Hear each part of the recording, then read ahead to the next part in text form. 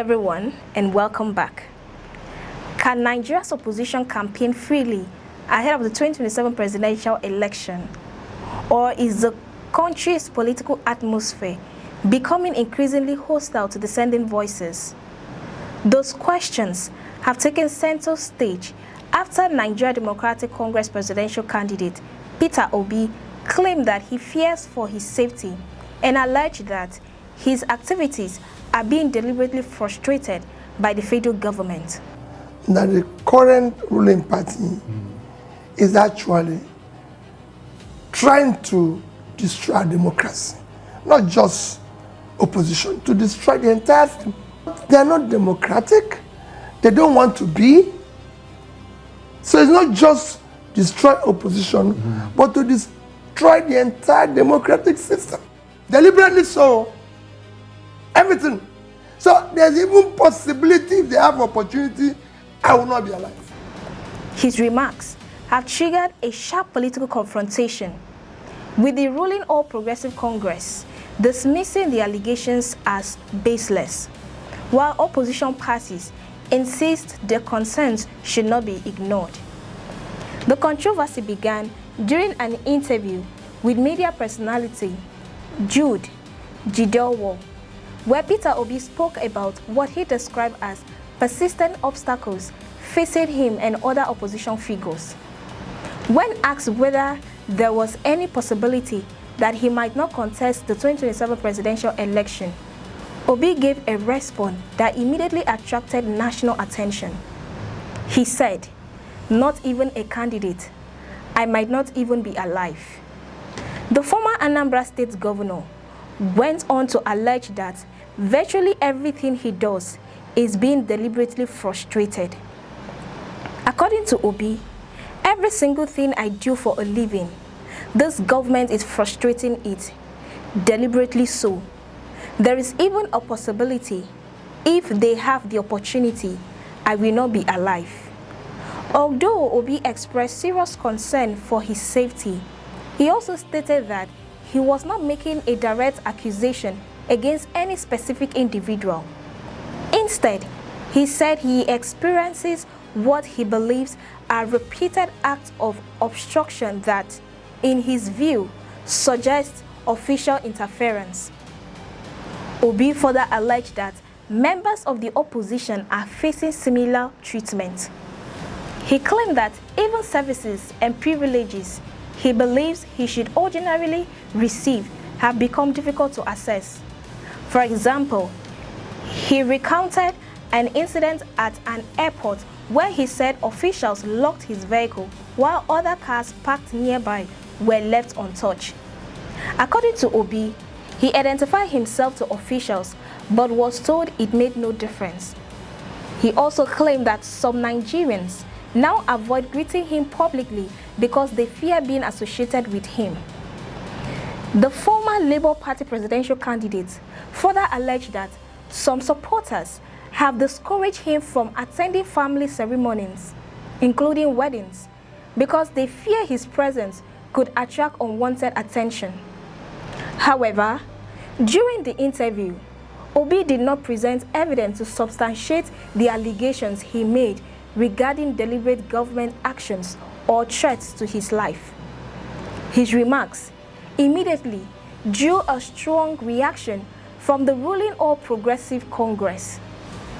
Speaking to The Punch, APC National Secretary Senator Ajibola Basiru dismissed Obi's claims as completely unfounded.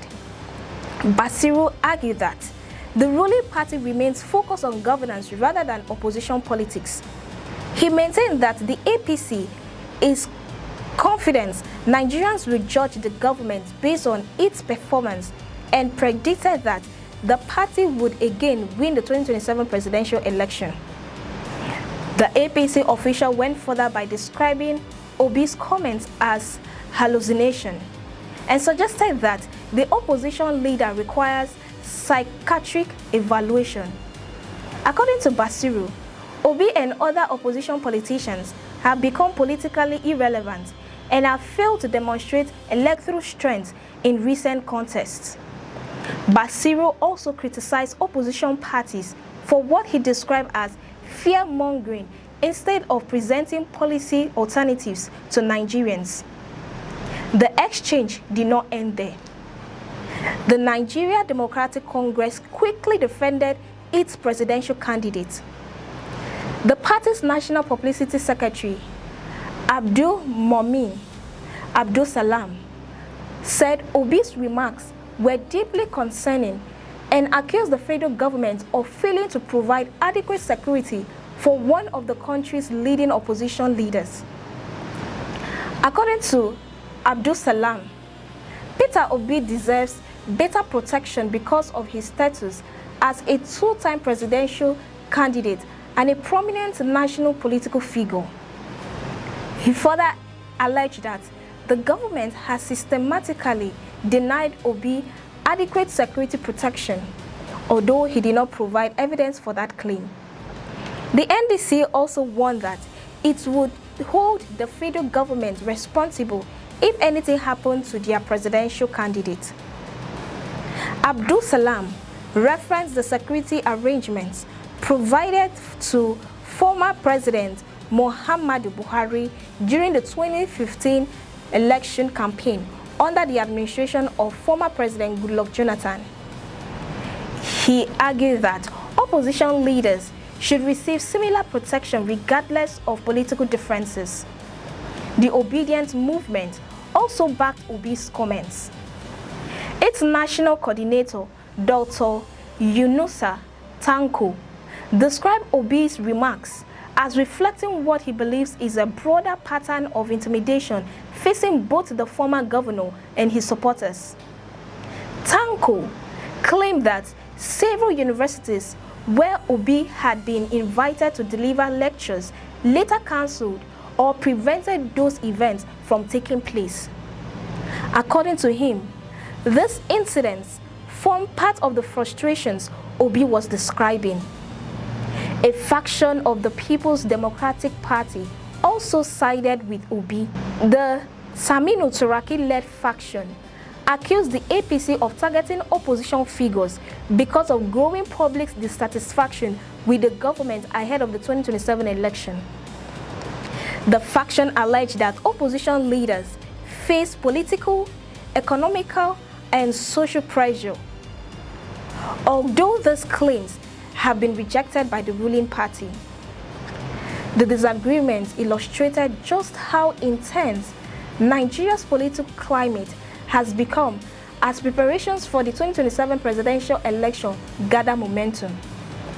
Supporters of Peter Obi argue that his concerns deserve serious attention and that every political leader should be able to campaign freely and safely in a democratic society.